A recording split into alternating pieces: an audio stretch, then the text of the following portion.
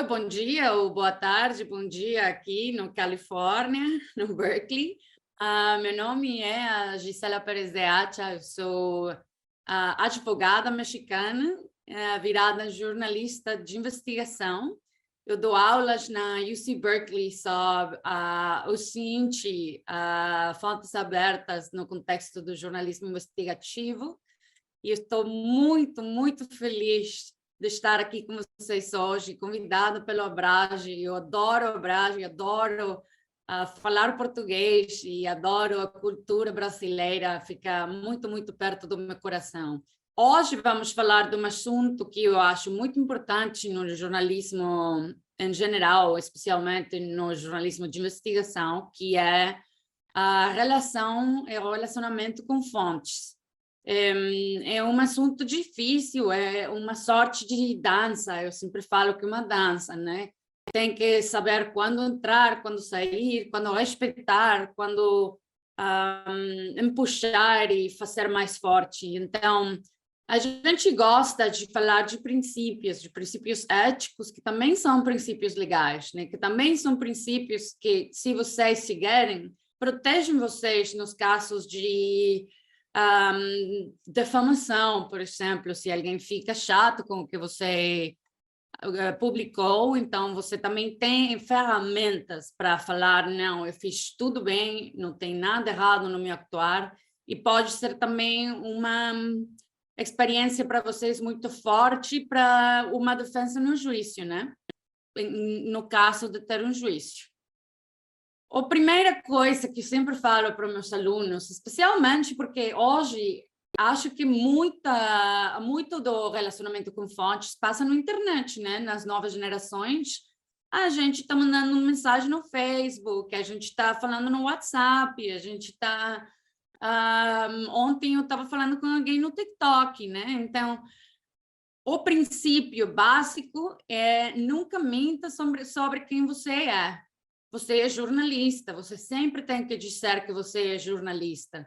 E enquanto você saiba e você fale que é jornalista, as conversações são automaticamente, que a gente fala em inglês, on the record. Quer dizer que podem ser citadas legalmente na sua investigação. Então, seria muito mais fácil falar, não, eu sou uma pessoa... Não sei, eu sou parte do KKK, do Ku Klux Klan, eu sou supremacista branca, porque eu faço muita cobertura sobre temas de extremismo lá nos Estados Unidos. Desafortunadamente também tem lá no Brasil muito sujeito disto, né? Muito assunto disto. Então, seria muito mais fácil para mim ir num grupo de Facebook e falar que eu sou... fã de Donald Trump, de Bolsonaro, mas se não é verdade, e se você vai estar mentindo para que alguém fale a verdade com você, você não só está rompendo um princípio ético, mas também pode ser que tenha possibilidade e a dificuldade de não conseguir publicar isto quando seja o momento de fazer o fact-checking. Então, o primeiro princípio sempre é nunca minta sobre quem você é. Você é jornalista, tem coisas que pode fazer para melhorar a sua segurança digital, evidentemente. Pode, tipo, eu, às vezes, quando eu estou falando com supremacistas brancos, eu só falo, eu sou a Gisela Pé, né? Eu não vou dar o meu nome inteiro, mas eu não minto sobre o meu nome, eu sou a Gisela. Às vezes se fala isso, pode me chamar Xi, né? Pode me chamar Di ou qualquer coisa, mas sempre que você fale que você é jornalista, normalmente vai começar no caminho correto. Por favor, por favor, por favor, leia o máximo possível antes de ligar ou escrever para sua fonte. Não tem nada mais ruim que falar com alguém que fale, isso está no meu site. Eu falei disso no meu TikTok ontem. Sim, vai lá e leia o PDF que eu publiquei a semana passada, depois a gente fala, né? Tem que ler o máximo possível antes de ligar ou escrever. Isso fala muito bem de você, isso fala do seu profissionalismo. E também acho que é muito importante que não só pergunta as coisas básicas, né? Que pergunta as coisas, tipo, do lugar comum, mas sempre é importante, quando você está falando com uma fonte, tem que tentar ir mais além do que já tem escrito, tem que tentar ir mais além do que já outros jornalistas escreveram ou cobriram, né? Então, sempre, sempre, sempre ler o máximo possível. Eu sempre falo para os alunos no UC Berkeley que a leitura é talvez a metade do jornalismo de investigação. Então, é uma mostra de respeito quando você lê tudo o possível antes de escrever ou ligar. E também é muito mais fácil que a fonte fale com você se você fala, eu li todos os seus papers, eu li tudo que você fez no ano passado, eu olhei todas as suas entrevistas e eu achei muito interessante este ponto lá. Então, isso, leia o máximo possível, também é uma pauta que eu posso dizer que tem normalmente muito efetivo. Quanto mais tempo você mantém a conversa, maior será a sua chance de aprender alguma coisa. Se você está falando no WhatsApp, a primeira coisa é só manter a conversa, né? Oi, tudo bem? Tem gente que não responde, faz 3, 4 dias e não tem respondido, mas só se fala, oi, tudo bem? Como que você está hoje, né? As fontes normalmente sentem que eles têm que responder, sobretudo se é uma pergunta bem fácil e bem boa vibra, né? Como a gente fala no México. Então, mantenha a conversa, mesmo se é oi, tudo bem, o que acha de a notícia lá sobre os Yanomamis, ou o que acha sobre o que aconteceu no Capitólio, qualquer coisa. Mas se alguém não quer responder, ou não está respondendo no tempo, né? Dá a oportunidade de falar de coisas mais banais, né? mais relaxadas, e se puder, sempre a meta, o objetivo é de ter uma conversa telefônica. Então, o que eu sempre faço, assim, no Facebook, no TikTok, as fontes normalmente vão querer saber sobre o que vai a investigação. Eles vão querer saber com quem você já falou, o que você já sabe. E daí eu tomo essa oportunidade para dizer, olha, eu acho que seria muito mais fácil para mim explicar no telefone. Pode falar no WhatsApp, né? Então, já quando está no WhatsApp, você tem o WhatsApp no telefone, então fica muito mais fácil de fazer esta conversa cotidiana, né? Pode fazer uma conexão humana. Temos que ter uma sorte de objetividade, mas a gente é sujeito. Eu lembro uma vez, eu falei com a mãe de um supremacista branco que tinha matado 2 policias pela causa da ideologia do supremacismo branco, e ela estava chorando comigo, chorando. A gente estava num café, ela chorava, chorava, chorava. Eu chorei com ela. Eu sou humana, eu não sou uma pedra, né? Então, eu acho que tem essa noção, às vezes, que o jornalismo investigativo é bem, tipo, homem branco, forte, no poder, que é tipo James Bond, não tem sentimentos, né? Mas, para mim, para a gente no Investigative Reporting Program, no programa de jornalismo investigativo no UC Berkeley, não é assim. Uma conexão humana é importante. Isso também fala de que você pode mostrar empatia, né? Imagina que você está falando, esta é uma foto dos Yanomamis, eu queria incluir eles pelo tudo que está acontecendo agora, né, com o povo Yanomami.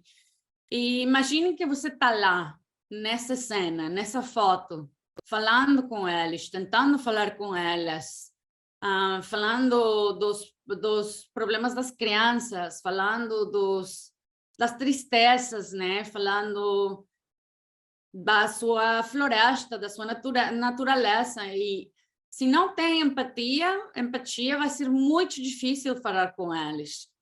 Mas empatia também tem limites. Sempre tem que manter seus limites profissionais. Os limites profissionais, para mim, especialmente quando está falando de populações vulneráveis, eu não posso falar, eu nunca vou falar para eles que se eles falam comigo, eu vou ajudar a sua causa, né? Porque a verdade é que não sei. Às vezes a gente vai fazer uma publicação enorme, vai ter muita cobertura internacional e vai mudar a política pública, mas normalmente, e às vezes, o jornalismo só conta história, fica lá fora e não tem muito câmbio. Talvez o que muda não é imediato, né? Então, uma coisa bem importante para mim, sobretudo quando está falando com populações que têm muito trauma ou populações marginalizadas e vulneráveis, é não manipular eles para falar, dizendo que a reportagem vai mudar a sua vida, né? E vai salvar a floresta. Porque isto não é verdade. Pode ser que tenha um impacto grande, pode ser. Mas, na verdade, como jornalistas, a gente está lá para escutar. A gente está lá somente para dizer, oi, eu sei que você tem muito que dizer, a sua perspectiva é muito importante para a história que a gente está tentando contar, mas não posso garantir que a sua vida vai mudar se você falasse comigo, porque isso é uma garantia que você não pode dar. Uma coisa que eu também acho bem forte lá com a mãe do supremacista branco, do que estava falando antes, ela chorava, e logicamente a minha mãe é terapeuta, e logicamente tem um instinto, né, em mim de consolar ela, de abraçar ela, de falar, oi, tudo vai ficar bem, talvez você tenha que fazer isto. Não, a gente não é terapeuta, a gente não é terapeuta profissional. Pode ser, às vezes, se é um assunto bem traumático, tipo com uma sobrevivente de estupro, que o jornalista possa ajudar a fonte a falar com alguém, com uma terapeuta, pode ajudar a conseguir uma terapeuta, né? Mas a gente não é terapeuta e nem tenta isso, porque ademais, além disso, a gente está tentando ter a cita, né? Ter o quote, como a gente fala em inglês, ter a cita específica. Se você começa a dar conselhos e tudo, a relação vai mudar e vai ser muito mais sua voz na história que a voz deles. A gente está lá porque a gente está fazendo testemunho do que elas estão vivendo e o que está acontecendo na floresta neste caso. Então, a empatia pode ir muito, muito, muito longe. Vai devagar com as populações vulneráveis também. É bom de não pedir tudo na primeira volta, né? Talvez eu tento passar muito tempo com eles ir devagarzinho, no início falar só na vida, da família, do que eles gostam, e depois, com a confiança, a gente pode ir se adentrando nos assuntos que sejam um pouquinho mais controversiais, o que sejam mais dolorosos para elas e eles, né? Então, ir devagar com fontes vulneráveis, mostrar empatia, falar com elas e eles que eles têm agência, eles podem parar quando elas quiserem, eles podem dizer, olha, eu não quero contestar esta pergunta porque tenho medo, né? E também neste assunto, para mim é muito importante falar com as fontes dos riscos, ter muito claros os riscos que poderiam trazer para elas e eles falar disto. Então, não é uma manipulação, a gente não está mentindo sobre quem a gente é jornalista, e também você não pode prometer, faça muita atenção a não prometer coisas que você não vai poder dar depois. porque uma relação com uma fonte é para a vida inteira. Não é só que a gente vai, obtém o que a gente quer e depois vamos embora e publicamos, não? Não é isso. É um relacionamento para toda a vida, na minha experiência. Isto também dá pé para falar do anonimato, quando é importante oferecer o anonimato e quando você não pode oferecer o anonimato, né? O anonimato se oferece quando tem um risco provável e real de que a pessoa que fala com você, de que a fonte perda seu trabalho, ou talvez tenha ameaças de morte, ou talvez tenha que se desplaçar da comunidade. Quando tem crianças, por exemplo, o anonimato também é importante, o consentimento dos pais. Normalmente, eu não vou oferecer o anonimato no início, né? Eu vou sempre tentar que eles perguntem se pode ser anônimo ou se é um testemunho que é absolutamente crucial para a história, mas a pessoa tem muito medo e não quer falar, então eu posso oferecer anonimato. Antes do anonimato, é uma possibilidade de falar, olha, a gente talvez só possa colocar o seu primeiro nome, né? O seu nome de família, seu apelido, a gente fala em mexicano, seu nome de família, seu segundo nome, o que seja mais comum, mas não estándar, especialmente na prensa internacional, especificamente na prensa dos Estados Unidos, não quero falar americana, porque não, mas na prensa dos Estados Unidos, uma fonte anônima não tem o mesmo peso para verificação das informações que uma fonte que está colocando seu nome no público, né? Porque quando alguém coloca e dá seu nome publicamente, ela está também se responsabilizando por aquilo que ela está falando. Então, quando você tem uma fonte anônima, tem menos dessa responsabilidade. Então, uma fonte anônima não tem o mesmo peso que uma fonte não anônima, que uma fonte com nome, apelido e idade, né? E normalmente os meus editores vão falar que se tenho uma fonte anônima, eu tenho que ter pelo menos duas mais que tem que tem falado, que tem feito, que tem testemunhado a mesma coisa que essa fonte anônima. Então, uma fonte anônima, uma fonte com nome e apelido tem o mesmo peso que 3 fontes anônimas num texto de jornalismo investigativo. Então, só é uma coisa para considerar, logicamente, às vezes é necessário e é possível, mas se você puder negociar alguma outra coisa, às vezes a gente só tem medo, né? É diferente quando não é pessoal que está na situação de traumatização ou vulnerabilidade. E, logicamente, nada disto aplica quando você está falando com o pessoal no governo numa situação de poder. Se você está falando com o presidente, se você está falando com o ministro de Cultura, se você está falando com um legislador, alguém da Câmara, não é a mesma coisa. A empatia lá não vai. Ir devagarzinho também não vai. Tem que ir direito, né? Tem que saber o que você vai perguntar, tem que ter todos os seus fatos bem na mão.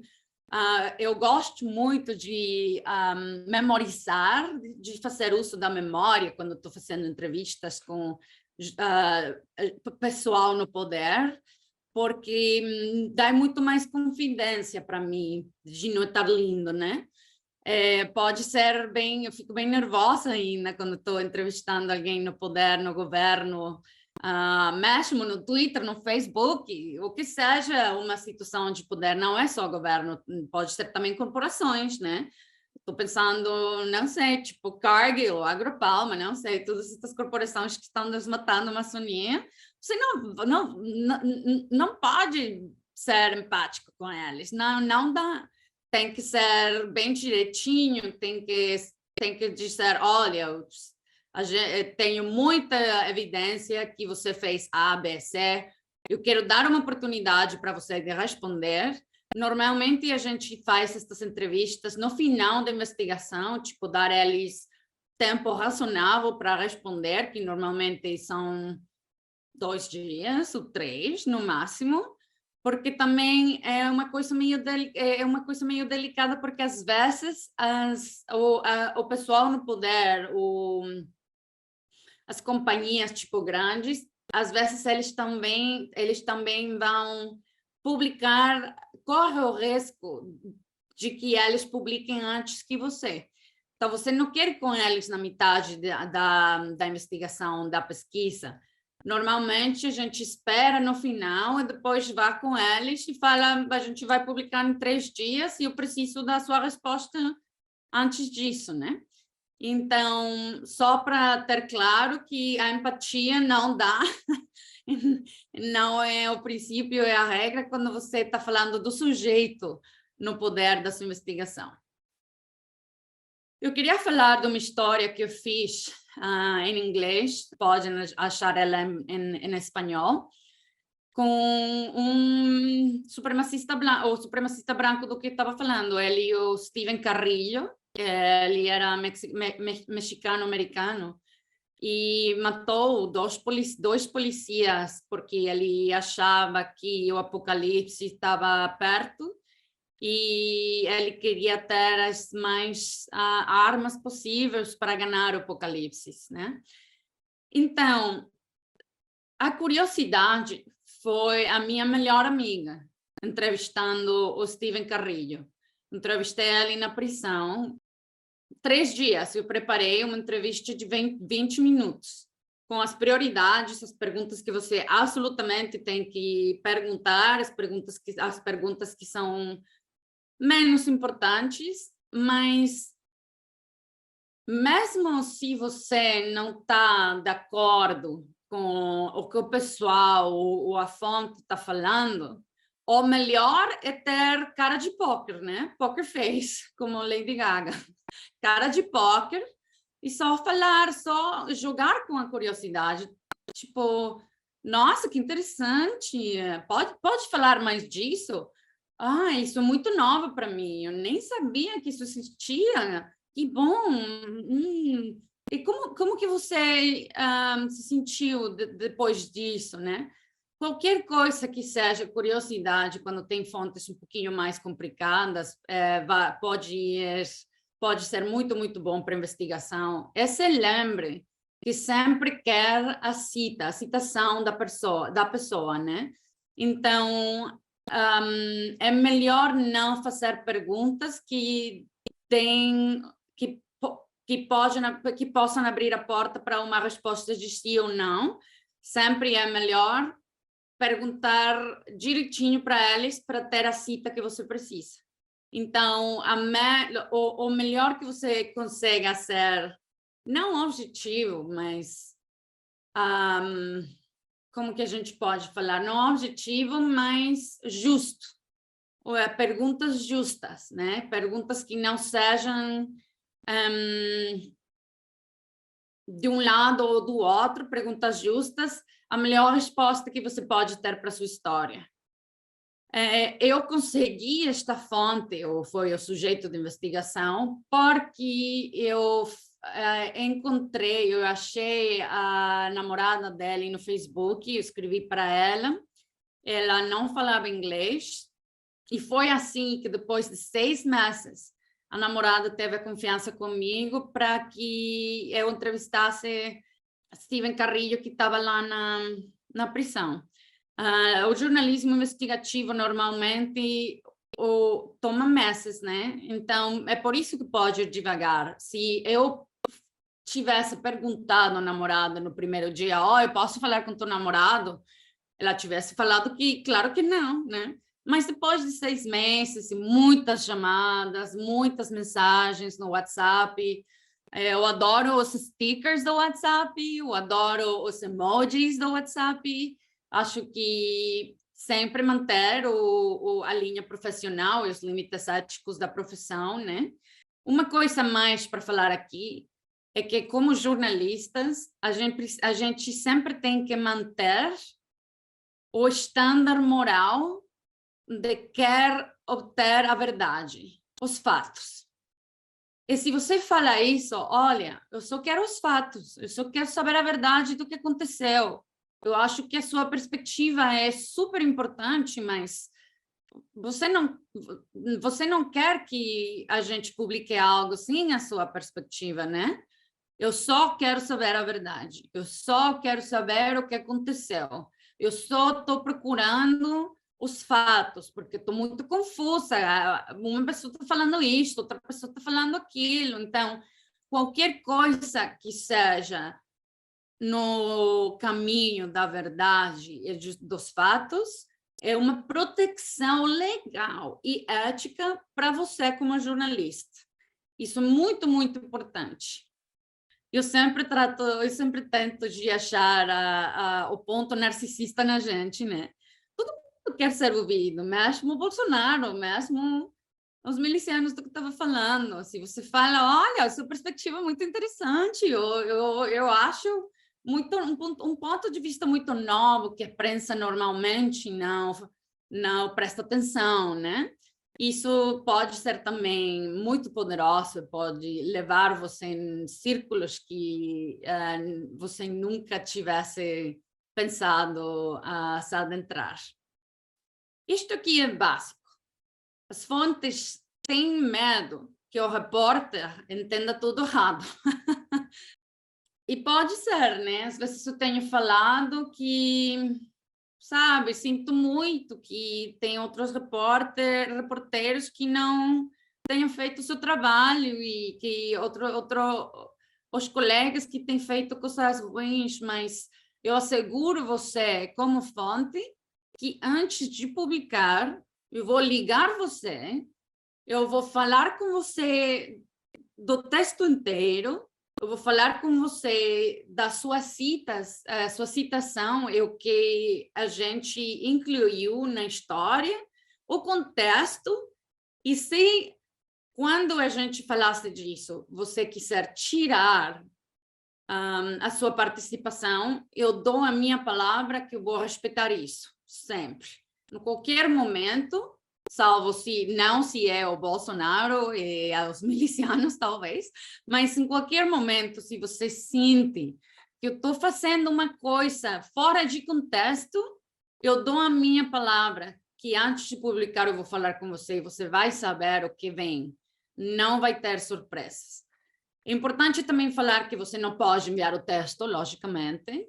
Eu também não ligo para eles, tipo, lindo o que eles falarem palavra por palavra, porque também eles não é bom dar oportunidade para que a fonte se edite no que eles disserem, né? Porque pode mudar a narrativa, pode mudar também os fatos. Então, o que eles disserem, mas você liga a eles, promete que vai ligar a eles e que eles têm o poder, né? Têm agência de tirar a sua participação quando eles quiserem e que você dá a palavra, a sua palavra que vai respeitar.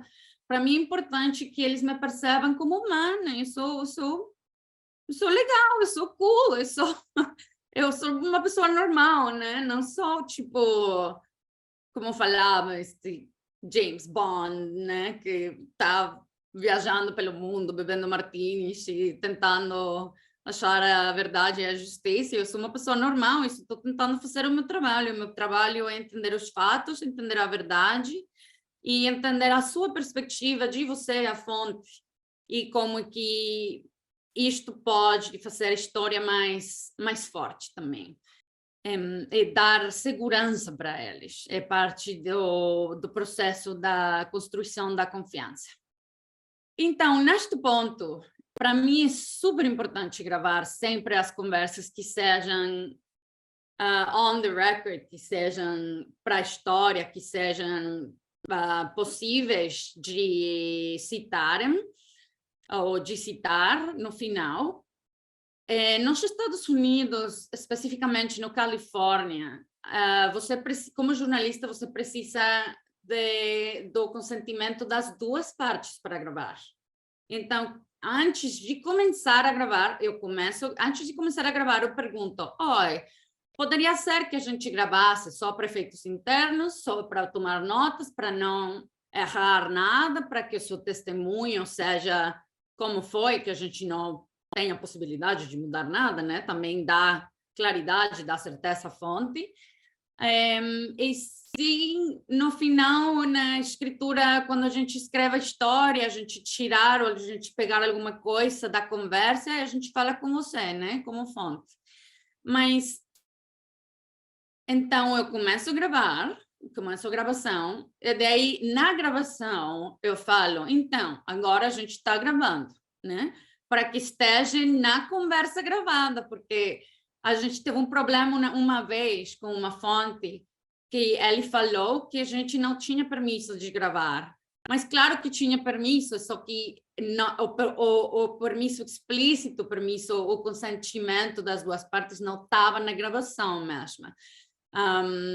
Eu tive sorte porque achei uma mensagem onde a fonte falava que sim, tudo bem, podia gravar, mas sempre é bom, antes de gravar, perguntar, posso gravar? E depois de gravar, quando está gravando, falar de novo para que esteja na gravação. Então, a gente está gravando. A primeira pergunta, né? Isso é sempre muito bom legalmente e também eticamente. Os editores adoram isso. Adoramos documentos. No meu mundo, não tem documento ruim, porque um documento sempre vai levar você nos outros documentos, né? Mesmo as fontes, é como as fontes, é a mesma regra. Se você conseguir um pedaço de papel, esse pedaço de papel vai levar você além de outras coisas. Sempre tem, não sei, mesmo se seja um comprovante de pago, o diretório de uma empresa, com os e-mails, mesmo se seja qualquer coisa, mas documentos. Sempre pergunto para as suas fontes se eles têm documentação do que eles estão falando. Porque às vezes as fontes nem lembram o que tem os documentos, e os documentos também têm a sua própria língua, né? Tem que entender a língua da burocracia dos documentos e do sujeito que você está pesquisando. Sempre tem numerinhos e tem coisinhas lá e lá. E quando você virar experto no que essas coisinhas e numerinhos querem dizer, sempre documentos, um documento vai trazer mais documentos. Então, sempre pergunte por documentos. Qualquer documento é bom. Adoramos documentos. Queria aproveitar também para falar um pouquinho do tema do contrato de confidencialidade. É um tipo de contrato que é muito comum nos Estados Unidos e também no México, meu país de origem. E, na verdade, tem muita gente que acha que a conversa termina com o contrato de confidencialidade, mas isto não é verdade. Eu acho que tem muita coisa que pode falar além do contrato de confidencialidade, né?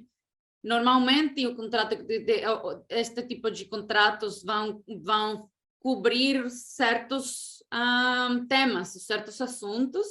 E o que você pode fazer, a primeira pergunta para mim é perguntar, tá, então qual é a cobertura do seu contrato de confidencialidade?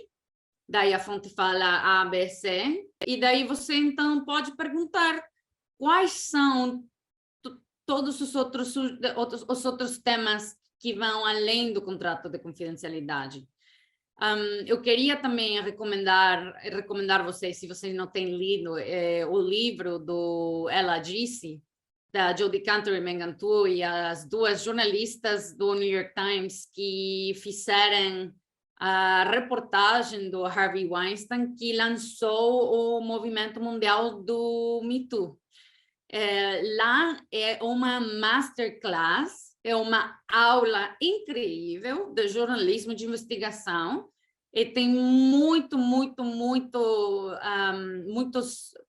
tips e muitas dicas de como reportar além do contratos de confidencialidade, né? Porque, logicamente, ninguém quer colocar as fontes num num problema legal, num problema onde elas têm que pagar um monte de milhões de dólares ou de reais, porque elas não respeitaram o contrato de confidencialidade, mas tem coisas que pode fazer.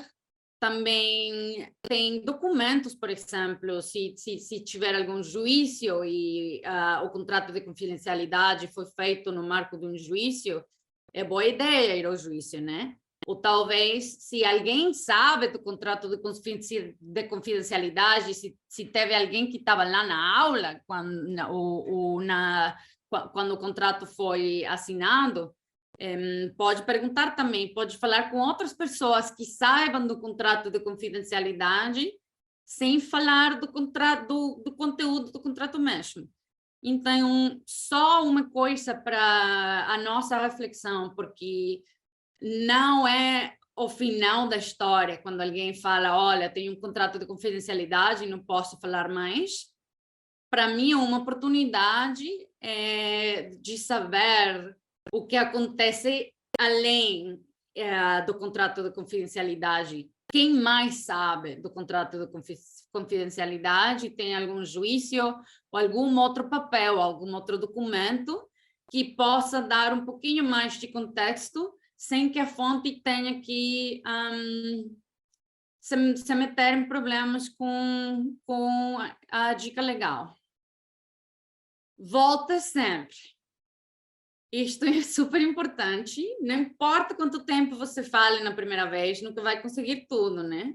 Normalmente, no jornalismo investigativo, a gente tem o privilégio do tempo, né? Não é breaking news. A gente tem, normalmente, tomara, meses. Depois das primeiras entrevistas, eu acordo no meio da noite lembrando pergunta crítica que eu não fiz. Então, sempre volte, sempre deixe a porta aberta, sempre fale no final das entrevistas, eu sempre falo, oi, se eu tiver alguma outra pergunta, posso falar com você no WhatsApp, posso escrever a você no WhatsApp. Eu tento ficar fora do e-mail, porque o e-mail acho que é mais difícil para estabelecer e para fazer uma relação de confiança. Também sobre este ponto, fontes geram fontes. Normalmente, na primeira porta, né, faz 1 milhão de perguntas e mesmo se a fonte não é a melhor fonte para falar do que você está procurando, você conhece alguém que saiba ou que tenha experimentado isto na primeira pessoa? Você conhece, etc., alguma acadêmico que escreva sobre isto, né? Então, mesmo se você fala com alguém que não é a fonte perfeita, o que você não consegue, o que você precisar para a história, pergunte para a fonte, especialmente se a fonte decidiu falar com você, pergunte para a fonte, pergunte se ele ou ela conhece mais gente, né? E isso sempre, as minhas melhores fontes sempre vêm de perguntar uma pessoa que está aberta, que quer ajudar, que fala muito, de perguntar para eles se conhecem alguém mais, sabe? Que assim é a regra da vida, né? Você conhece e daí você vai acrescentando. Como último ponto, eu queria falar um pouquinho do presidente do México. Ele é normalmente de esquerda, eu estou fazendo aspas porque ele fala que a prensa é o inimigo do povo, tipo, bem como Donald Trump, né? Ele não dá entrevistas, ele não quer nunca que alguém confronte ele, né? Então, é importante também falar que mesmo personagens da esquerda, especialmente na América Latina, mesmo eles podem ter atitudes adversas para a prensa. Neste caso, ou melhor, é tentar encarar eles em pessoa, insistir, né? Insistir primeiro no e-mail, ter sempre tudo escrito, porque também o que o presidente AMLO, o López Obrador, fez é que nunca dá comentário para a prensa, mas quando você publicar, ele fala que ele nunca teve oportunidade de comentar. Então, sempre é bom com personagens poderosos, que são um pouquinho mais complicados, sempre é melhor ter prova escrita que você tentou, né? Então, é isso que eu queria compartilhar com vocês hoje. Muito obrigada por ficar olhando esta aula. Como eu falei no início, eu adoro o Brasil, eu tenho muita admiração pela prensa brasileira. Meu coração está com vocês. E tem meus dados, pode me escrever e a gente, tomara que a gente fique em contato. E estou muito ansiosa pela secção de perguntas e respostas, eu fico à sua disposição.